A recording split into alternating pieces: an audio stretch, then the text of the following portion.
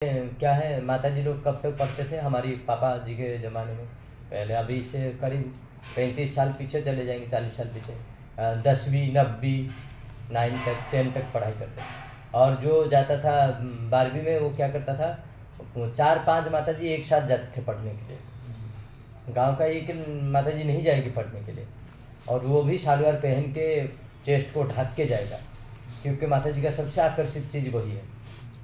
तो ब्रह्मचर्य को खराब करती है आज के इनके समय में, क्योंकि आजकल हम क्या है, ब्रह्मचर्य का ही पालन नहीं कर रहे। हमारा पहला जो आश्रम है ब्रह्मचर्य आश्रम, उसको पालन नहीं कर रहे सही से। और क्यों नहीं कर रहे? क्योंकि आजकल के टीचर ही पता है कि आप शॉर्ट कपड़ा पहन के आओ, वो उनको ही पता नहीं है कि कैसा कपड़ा पहन के आना चाहिए। वो टीचर भी पहन के आती है ऐसी कपड़ा, है ना। तो फिर भौतिक संसार में ऐसे ही पढ़ाई चलता है। इसीलिए क्या है कि पहले टाइम के टीचर ऐसे नहीं थे।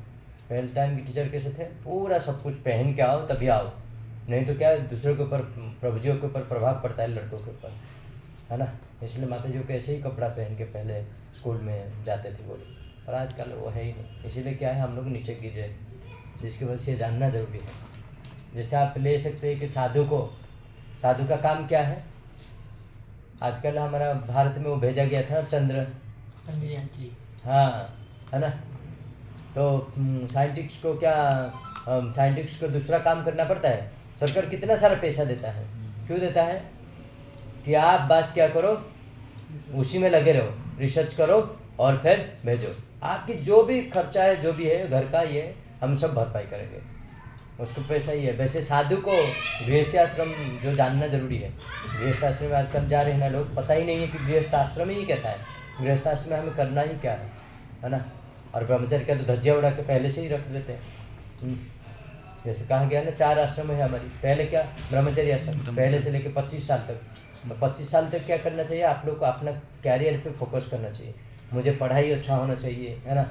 मेरे क्या कैरियर में कौन सा जॉब करना है, कौन सा, ये लक्ष्य पर ध्यान करना चाहिए। इस टाइम में माता जी के साथ नहीं मानते हैं, और हम लोग क्या करते हैं, अफसर प्रभु जी बात ही तो कर रहे हैं, और बात का प्रॉब्लम आगे जाके पता चलता है ना। क्यों? जब हम शादी करेंगे तो क्या होगा, जब पत्नी कुछ नोकझोंक करेगी ना, तो फिर आपको याद आएगी किसकी? गर्लफ्रेंड की। अरे वो वाला माता जी अच्छी थी, क्यों? मेमोरी में पहले से है ना, तभी आप क्या बराबरी कर रहे हैं एक के साथ दूसरों को। आपको पता रहता ना, मेमोरी बुद्धि में पहले से ही वो है। तो खराब हो गलत हो, जब पहले से नहीं होगा तो वो बराबरी किसके साथ करेगा ही नहीं। पहले से हम किसके साथ अटैचमेंट है तभी। आजकल माता जी लोग भी ऐसे करते हैं, है ना। इसलिए इसे बचना चाहिए, नहीं तो फिर हम लोग गिरेंगे। इसीलिए साधु का काम ऐसे है। साधु क्या करता है समाज में? साधु को गृहस्थ आश्रम वाले दान दक्षिणा देते हैं। क्यों? साधु का काम ही यही है कि वो बैठ के क्या करे, निरंतर भगवान की नाम की जप करे और दूसरों को उपदेश दे कि कैसे लाइफ जीना है। और सिर्फ बताता नहीं, आचरण करके दिखाता है।